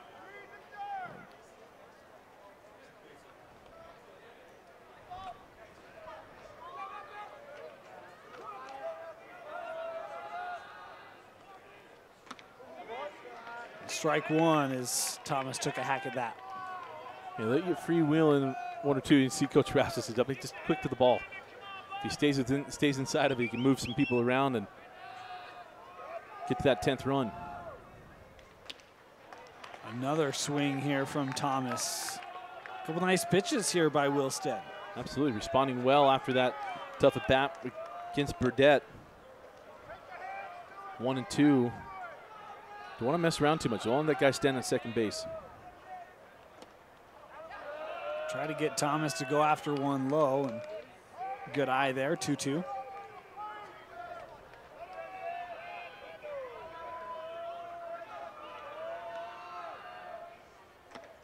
Inside, and that one hit him.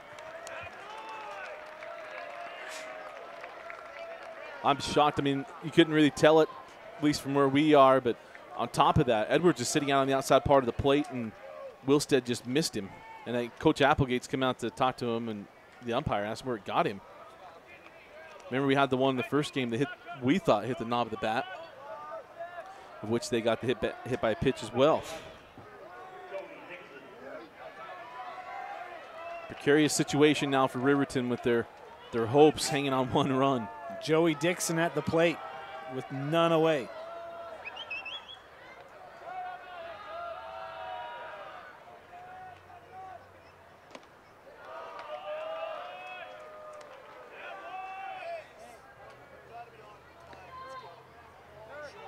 Dixon had a double in the 2nd inning after that great play at second base. Thought about offering at that one, but he'll take 1-1 here. Reached on an error and scored in the 3rd. So right now 1 for 3 on the afternoon.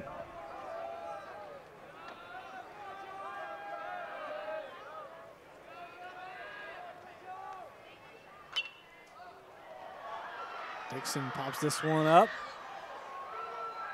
Giving chase and making the catch is Ryan Edwards, one away here in the top of the 6th. Great job by Edwards. Really like Cody Nelson to come call him off on that. He's coming in with the better glove. I mean, but a great catch by Edwards, getting down on his knees and making that one. So up at the plate now will be Parker Anderson. Comes into pinch hit here for Danes.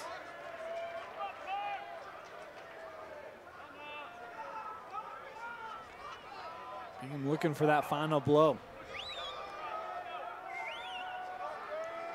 Big here for Wilstead. Work down, see if you get the ground ball.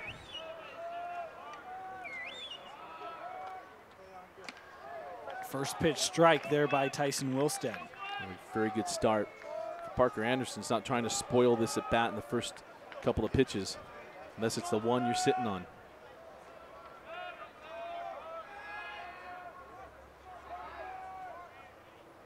A 1 pitch. Low 1-1.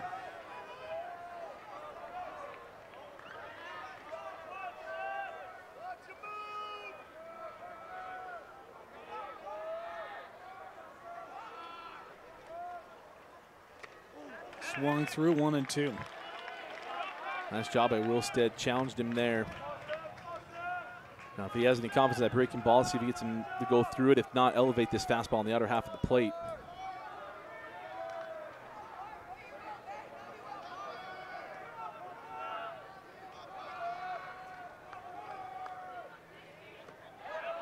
This one away. Count evens up 2-2.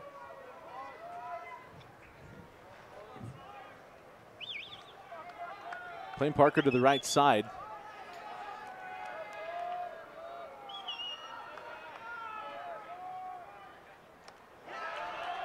And he misses on the last 2. So you had him 1-2 and tried to get a little cute with it. But now it's just getting the pitch. He's got to come up with his best one again. They're going to be loading the bases. On deck is Camden Snar for Bingham. As this one hit to short, double play potential, out at second, out at first, and they're out of the inning. To the bottom of the 6th, we go. Riverton coming up to the plate, trailing by 9.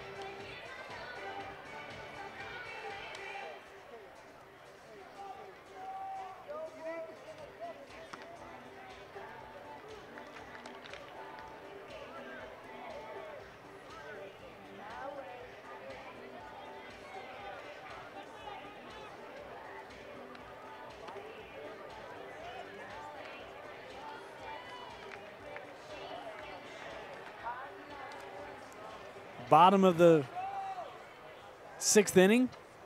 And Dusty, baseball, I mean, it's not a hard game, but it's a hard game to win when you can't get guys on base, and that's really been the struggle here for Riverton. Absolutely. I mean, you're just struggling in this ball game. I was telling you here's how good Sofa's been being in the zone. 1 walk, and according to what I've been keeping track of, and sometimes I miss it, but from what I have unofficially, 3 counts have gone to 3 balls. That's it. Impressive, and only 3 hits today for Riverton. I mean, it has just been tough to get any offense going against Derek Sof, who's been wonderful. There's a little bit of offense. Nice rip from Morris to lead off the bottom of the 6th with a single. A nice job by Morris. Sometimes you just need a guy to show you the approach that you need to have, and Morris is one of those guys. Here comes Dylan Sanchez. 1 for 2 in game number 2.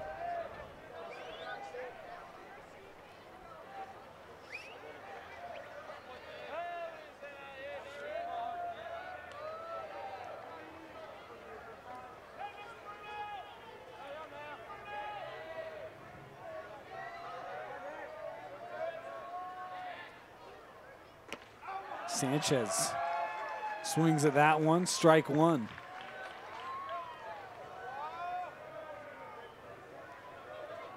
Sanchez been quick counts today. This one chopped, and that one goes foul. Miners all over that, but aware and willing to let that one cross the foul line. Well, that's how he reached in the first inning. I mean, he topped that one and able to reach. And the third went down swinging. It was 0-2, so 3 pitches he got him. So now for Dylan, shorten up, move your guy from first to third. Well, that's a remarkable thing. We talk about 4 hits with Dusty, but half of those have come on little bloopers. I mean, they really have not hit the ball very well today at all, even when they haven't been able to get good contact on it. This one hit to second, double play potential, out at second. Out at first, 2 away. Oh no, safe. Say that pulled Burdett off. But he saw the umpire, he took a second, wanted to see where his foot was, and Burdett was trying to hold his position, and he looks at it and says he's off the bag. Coach Soto going to come out and. Well, Coach Soto's asking home plate umpire, did you look down there and see it? He's trying to close this game out.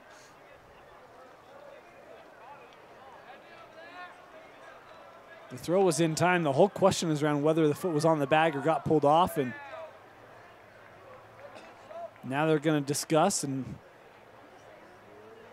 well, the base umpire, I mean, like I said, he took his time. He came around, wanted to take a look at it, and then made the decision. Yeah, and I think the contention from Coach Soto would be his initial position is actually not parallel with the bag. And so can you tell that the foot actually came off of it? And hence the petition maybe to the home plate umpire to say, are you looking down the line? Did that really come off or not? Well, if he didn't, sometimes in these games like this, even umpires can get lax. And if he wasn't watching it, it's hard for him to override that. Right. There it is, safe. So nice job running that one out. Just 1 away here. I mean, this is good pitching, too, by Soph. The ball's off the plate, chases the ball off the plate, and that's where you can get some ground balls and weak ones at that. And Taylor made it, just couldn't, the throw was a little short. Coach Soto told him he's going to peek around him and tell me where.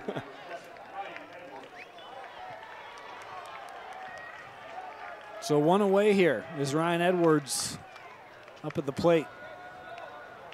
Edwards 0 for 2.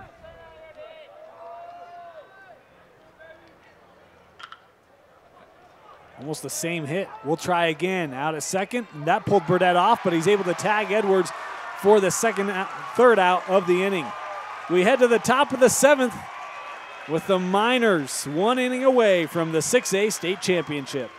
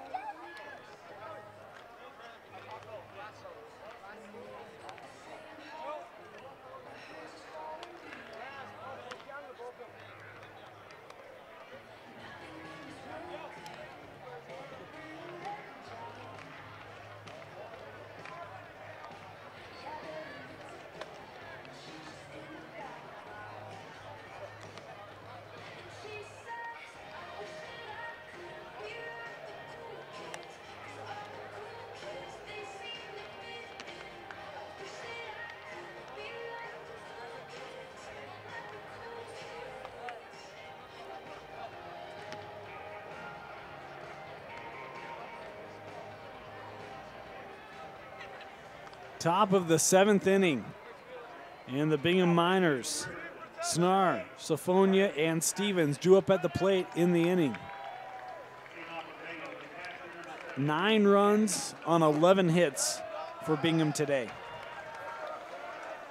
I mean, we kind of talked about it, maybe I don't want to say too much, but you go from what happened in game 1 to what came game 2, and you just flip the script on each other. It's just insane. Snar hits this one right back up the middle. New pitcher on here for Riverton, Ashton, comes to the mound.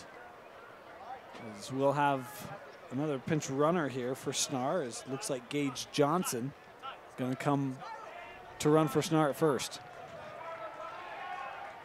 Yeah, Ashton made 7 appearances on the year, giving up less than a run. His ERA, .9. Carter Sofonia at the plate here for Bingham. First pitch swing in, this fouled away.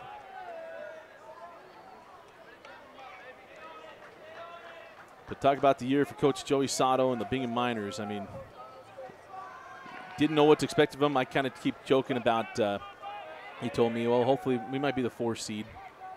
And they really just got things turned on in region play in the state. I mean, opened up Woods Cross, Spanish Fork, Layton, lost to Copper Hills and Sky Ridge. And then started going on a bit of a run. Riverton, West Jordan, Taylorsville. And then went on a trip out of state and started showing some holes. Mission Viejo, IMG Academy. As that ball's foul out of play as well. Obviously not teams to sneeze at. You lose to Mission Viejo 1-0. Lose IMG Academy by 1. And then lose to King, Riverside, California 7-4. And then Notre Dame Prep 12-5. After that point, they lost a game to Lone Peak and then won to American Fork. And that's it. As Sofonia strikes out here, 1 away. Impressive. And this is a team that, Dusty, I mean,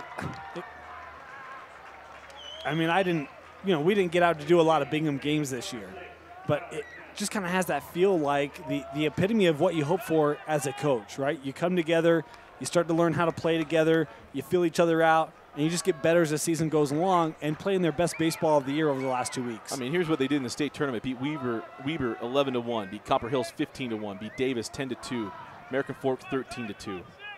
Mercy. And it goes back to, I mean, we kind of thought the point was true in that earlier game. See, every game in this state tournament, they've scored double figures. Except for that first game against Riverton today, tonight they have 9. So, I mean, it's close, but the offense has just come alive. The bats have been impressive in the playoffs.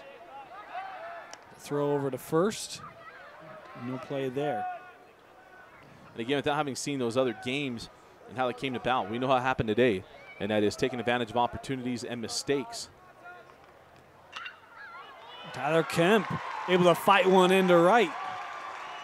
And that ball left, oh man, almost had an opportunity to take third. As ball nearly just left out there for the taking, but there'll be runners at first and second here with 1 away. Good Coach Sato getting some guys, a couple of at-bats here, and Kemp came in and got that hit, or the appearance in the first game, and does a nice job there. And now Soph, with the 10th run standing at second base, can come through for the Miners.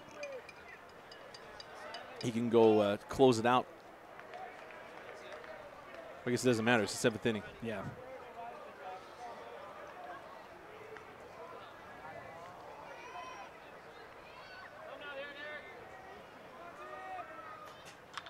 This one fouled back. The Soph has been spectacular today on the mound. Absolutely terrific at the plate. He is 2 for 4 with an RBI and a run scored.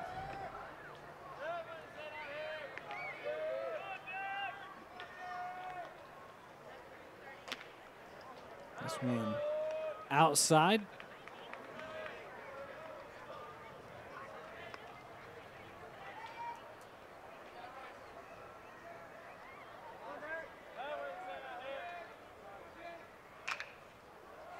Just over the hand of Ashton, but doesn't get out of the infield, and a double play ball to get Riverton out. of the top of the 7th. We head to the bottom. Riverton needing to go through the lineup. It's 9-0 Bingham.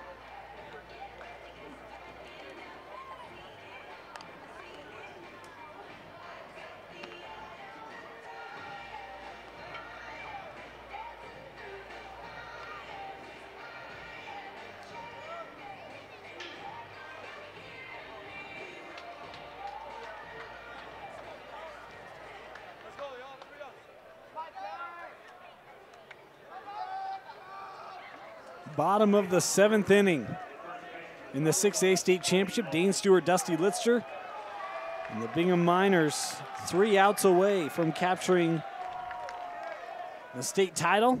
Their first since 2013, as it's a first pitch strike from Soph. Yeah, that 2013-2014 season will be Coach Sato's.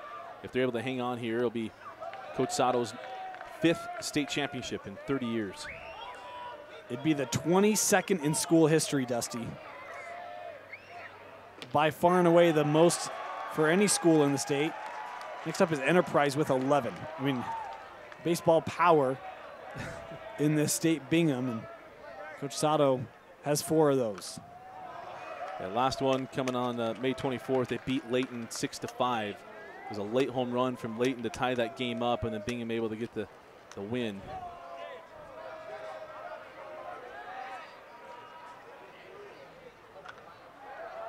And fouled off by Nelson. Quit Marcelin tied the game at 3.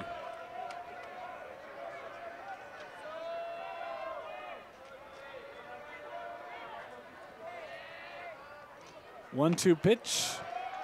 It rises up a little bit. 2-2.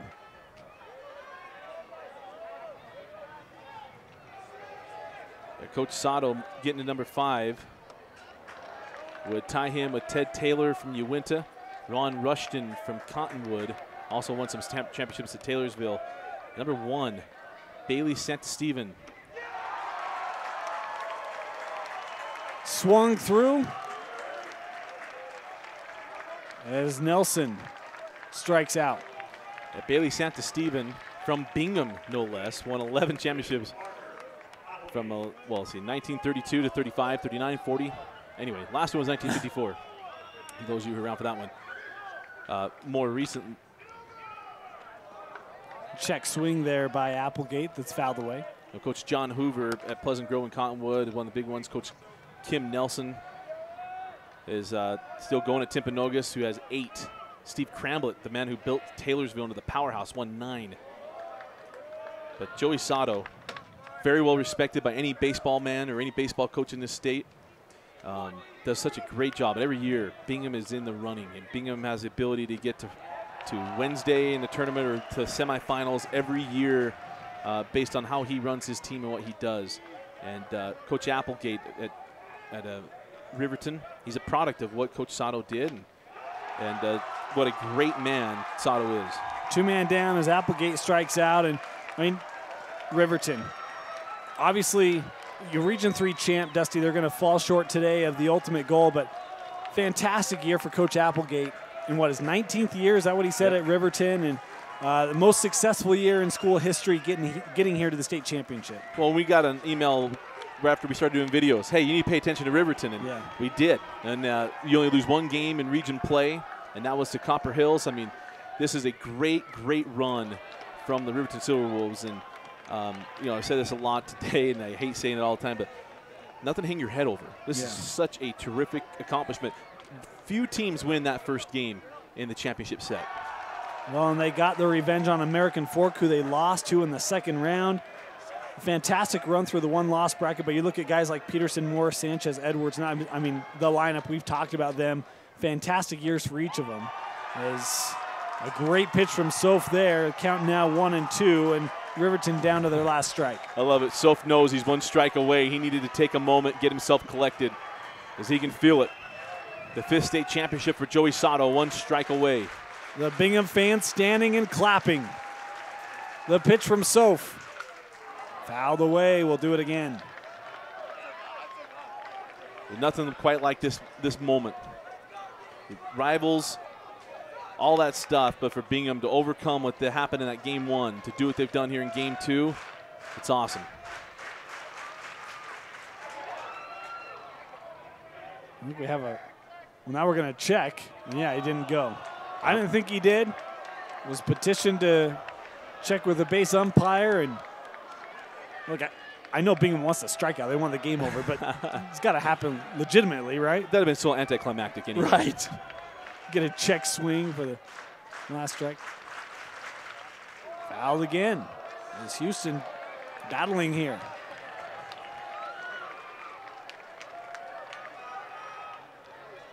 Well, Soph has done such a good job. That breaking ball still in the mix here, 2-2. Not worry about putting him on the base.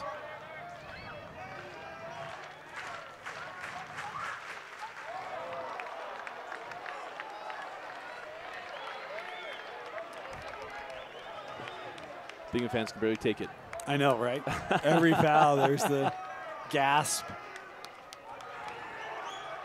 Hey, they've been waiting 5 years.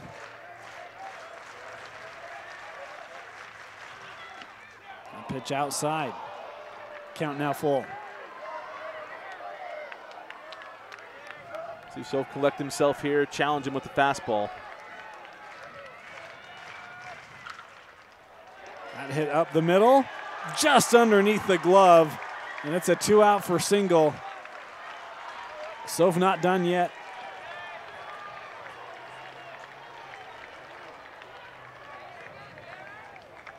Brings up Fellman's going to hit for, or Fellman, pardon me. Fellman will hit for Nate Hamblin. Riverton's not just going to roll over for this last out.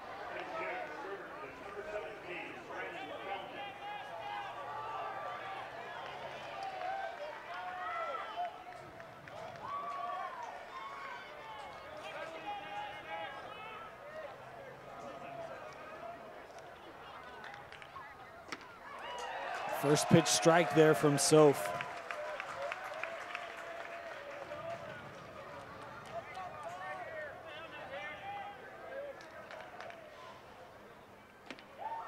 Late break on that one.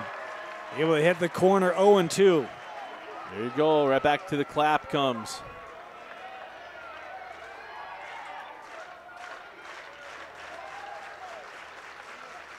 Got him swinging. Fittingly, Derek Soph strikes out the side, and the Bingham Miners win the 6A state championship.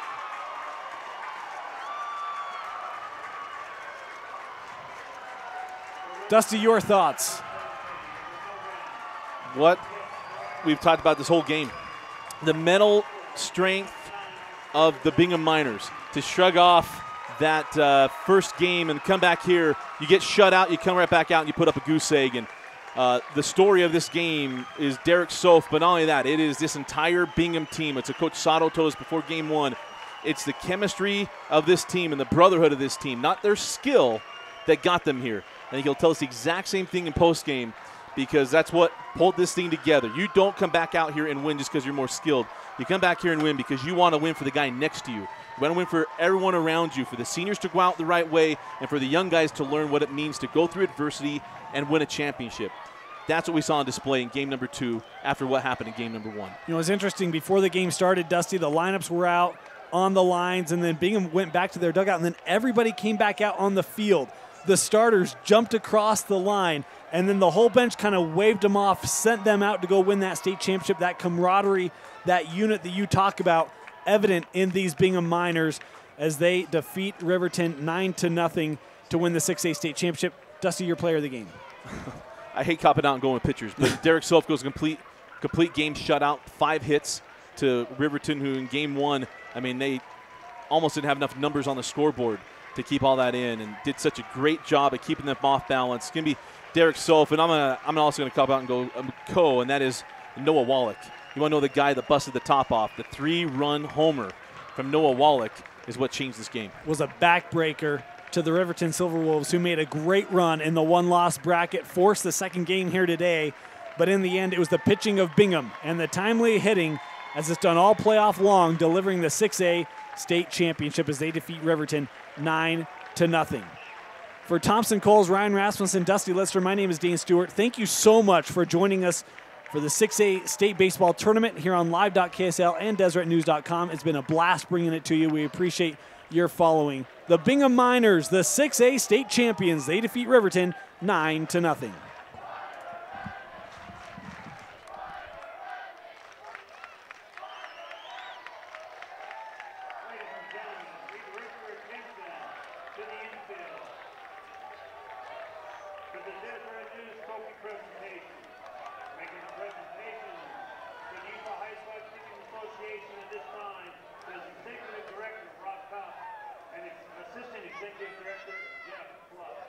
Congratulations to both teams for their efforts and tremendous sportsmanship today. The second place trophy is presented to the Riverton Silverwolves.